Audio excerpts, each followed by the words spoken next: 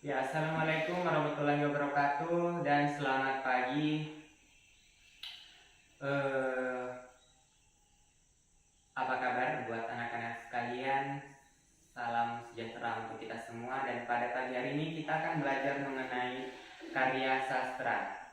Dan sebelum memulai pelajaran, mungkin terlebih dahulu Bapak berikan kesempatan kepada ketua kelas untuk memimpin doa seperti biasanya untuk memulai kegiatan pembelajaran kita pada pagi hari ini agar apa yang kita pelajari nanti bisa kita serap dan bisa kita manfaatkan dengan sebaik-baiknya.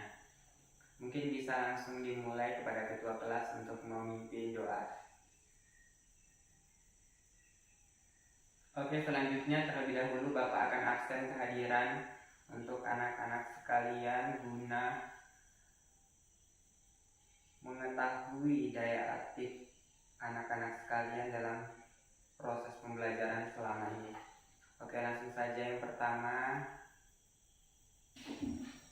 Oke, kita langsung menuju ke materi di mana kita pada pagi hari ini akan belajar mengenai karya sastra. Di mana karya sastra merupakan suatu karya dalam bentuk tulisan atau lisan. Jadi pada saat pembelajaran karya sastra kita harus mengutamakan apa saja itu karya sastra, bagaimana bentuk-bentuk karya sastra, dan apa yang harus diperhatikan untuk membuat suatu karya sastra. Jadi anak-anak, pada pagi hari ini kita akan membahas karya sastra dan pada dasarnya karya sastra itu terdiri atas beberapa karya yang dimana karya yang dalam berbentuk tulisan ataupun lisan ini contoh-contohnya seperti puisi, cerpen, novel, dan lain-lain. Jadi pada pagi hari ini kita akan mendalami tentang cerpen. Apakah itu cerpen? Mungkin pernah mendengar suatu pelajaran yang berhubungan dengan cerpen. Jadi cerpen merupakan suatu cerita pendek yang dimana cerpen ini sendiri merupakan salah satu contoh dari karya sastra atau salah satu contoh hasil karya sastra. Jadi apa saja yang perlu diperhatikan dalam menyusun suatu cerpen? Jadi susunan cerpen ini terdiri atas orientasi, komplikasi, resolusi, dan koda. Apa itu Pak orientasi? Apa itu komplikasi, resolusi, ataupun koda? Jadi pada pagi hari ini Bapak akan menerangkan tentang orientasi, komplikasi, dan resolusi yang berhubungan dengan cerpen atau secara garis besar adalah suatu karya sastra. Jadi orientasi itu merupakan suatu pembuka atau judul yang kemudian disusul oleh komplikasi. Komplikasi di mana komplikasi ini merupakan suatu isi cerita atau inti-inti pokok dalam suatu cerita cerpen atau cerita pendek itu sendiri. Dan kemudian ada resolusi.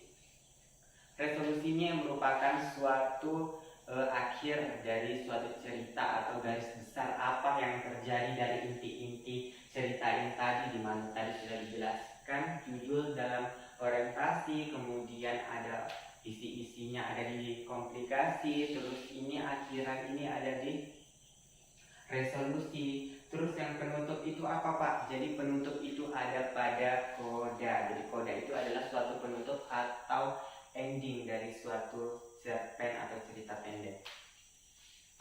Jadi pada pembelajaran dari pembelajaran karya sastra ini mungkin ada yang mau bertanya tentang seputaran dari karya sastra atau cerpen itu sendiri, atau mau bertanya Pak, karya sastra emang hanya berbasis tulisan atau lisan kah? Jadi karya-karya yang berbentuk lisan atau tulisan atau dalam garis besar ini karya sastra seperti cerpen ini bisa kita aplikasikan dalam bentuk suatu drama, teater, atau pentas seni panggung lainnya atau panggung sandiwara.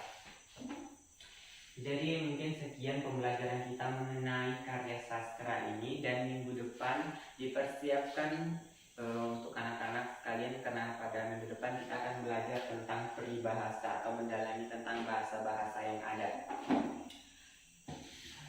Oke, jadi sekian pembelajaran kita tadi mengenai karya sastra dalam bentuk tulisan atau lisan, dan kemudian mungkin pada hari ini cukup pembelajaran kita sampai di sini. Dan seperti biasa untuk mengakhiri pembelajaran pada pagi hari ini, Kembali saya serahkan kepada ketua kelas untuk memimpin doa.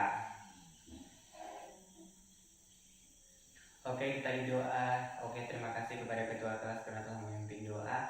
Dan untuk anak-anak sekalian, Bapak tekankan kembali lagi bahwa pertemuan kedepannya kita akan membahas tentang peribahasa. Jadi sekian pertemuan kita pada hari ini. Bapak akhiri. Wassalamualaikum warahmatullahi wabarakatuh dan selamat pagi.